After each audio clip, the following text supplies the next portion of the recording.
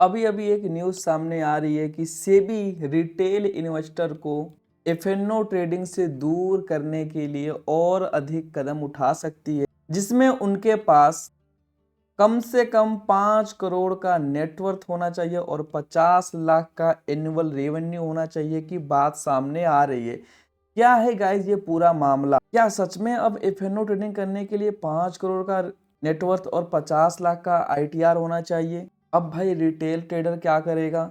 आइए पूरे डिटेल में समझते हैं कि आखिर ये न्यूज क्या है। ठीक है, हालांकि ये आप देख सकते हो कि इंडियन एक्सप्रेस की साइट पर पब्लिश है और मेरे को बार बार व्हाट्सएप पर मैसेज आ रहे हैं कि सर इस पर बताइए कि आखिर ये क्या मामला है पूरा। तो चलिए बिना टाइम वेस्ट किए हुए इस न्यूज को पूरा समझते हैं।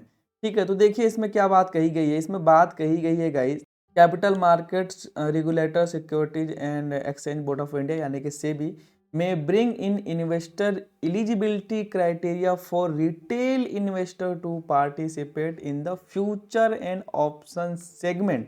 इसमें ये बात गाइस कही जा रही है कि रिटेल इन्वेस्टर के लिए फ्यूचर एंड ऑप्शन में काम करने के लिए कुछ एलिजिबिलिटी क्राइटेरिया लाने की बात कही जा रही है। उसके बाद की बात करेंगे कि an official from the country largest equity exchange national stock exchange यानी कि NSC has said that the SEBI is considering these measures to protect small investor from the vagaries of the FNO market। ठीक है, मतलब इसमें बात कही जा रही है, देखो हमेशा कोई भी न्यूज आता है तो भाई बात वही आती है कि एफएनओ मार्केट से स्मॉल इन्वेस्टर को प्रोटेक्ट करने की बात कही जा रही है। इसमें क्या क्या चीजें करने की बात कही जा रही है वो आगे है।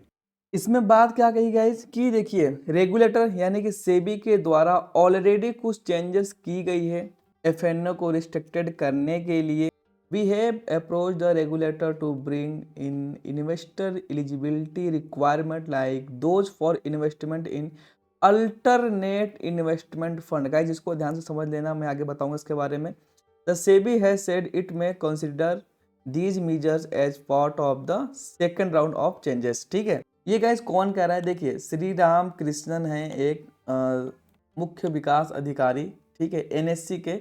इन्होंने मीडिया में बयान दिया है नई दिल्ली में। इन्होंने बताया है कि हालांकि ये रेगुलेटर तो आप लोग जान ही रहे हो ऑलरेडी, जो सेबी ने नया रूल निकाला है वो क्या रूल है अभी उसमें भी आगे आपको मैं बता ही दूंगा। तो सेबी ने पहले ही बता रखा है कि वीकली एक्सपायरी भाई बंद कर दो, अब मंथली रहेगा। ठीक है, एक दो को छोड़ के। उसके बाद आपने देखा कि अब लॉट साइज 3x हो जाएंगे। ठीक है, मतलब अगर 25 क्वांटिटी बैंक निफ्टी में है, सॉरी निफ्टी में है, तो अब वो 75 हो जाएंगे 20 नवंबर के बाद। ठीक है, तो ये सारे जो न्यूज़ आपने हैं और एसटीटी बढ़ने की बात कही गई है वो सारे न्यूज़ आपने ऑलरेडी सुन रखा है। अब ये वाली जो लाइन है गाइज, यहाँ पर ही लोगों को बहुत ज़्यादा कन्फ्यूजन है। मैं इसका भी डाउट क्लियर करने वाला हूँ। ये मैं वीडियो स्पेशल रिक्वेस्ट पर बना रहा हूँ। ठीक है, क्योंकि मेरे काफ़ी मैसेज आ रहे थे कि सर बताओ इसमें क्या है।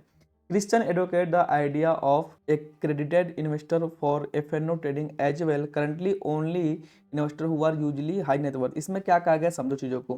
देखो मैं सीधा सीधा बता रहा हूँ एकदम सिंपल शब्दों में। देखो जो भी एचएनआई होते हैं यानी कि हाई नेटवर्थ वाले इंडिविजुअल होते हैं, वही केवल हेज फंड में इन्वेस्ट कर सकते हैं, प्राइवेट इक्विटी में इन्वेस्ट कर सकते हैं। ठीक है, इंडिविजुअल जो भी AIFS यानी कि अल्टरनेटिव इन्वेस्टमेंट फंड में निवेश करना चाहते हैं, उनके बारे में ये बात कही गई कि उनके पास एटलीस्ट 5 करोड़ का लिक्विड नेटवर्थ होना चाहिए और उनका जो ग्रॉस रेवेन्यू जो भी है वो 50 लाख का एनुअल होना चाहिए। ठीक है, इसे पर ध्यान रखना। यहीं पर सबसे ज्यादा कंफ्यूजन है क्योंकि हेडलाइन है एफएनओ के बारे में और बात कही जा रही है AIFS। ठीक है, तो गाइज इस न्यूज में कहीं पर भी एफएनओ के लिए क्लियर नहीं कहा गया है कि भैया एफएनओ के लिए 5 करोड़ का आप लोगों के पास नेटवर्थ होना चाहिए। इसी लाइन से आप लोगों को कंफ्यूजन हो रही थी। ठीक, क्योंकि इस न्यूज में कहीं पर भी इस तरह से कहीं भी क्लैरिटी नहीं दी गई है। हाँ, जो क्रिश्चियन एडवोकेट हैं सेबी के, वो क्या बोल रहे हैं कि AIFS में इन्वेस्टमेंट करने के लिए इंडिविजुअल्स, क्योंकि देखो अभी तक क्या है कि अभी तक केवल केवल HNI वगैरह ही क्या कर सकते हैं,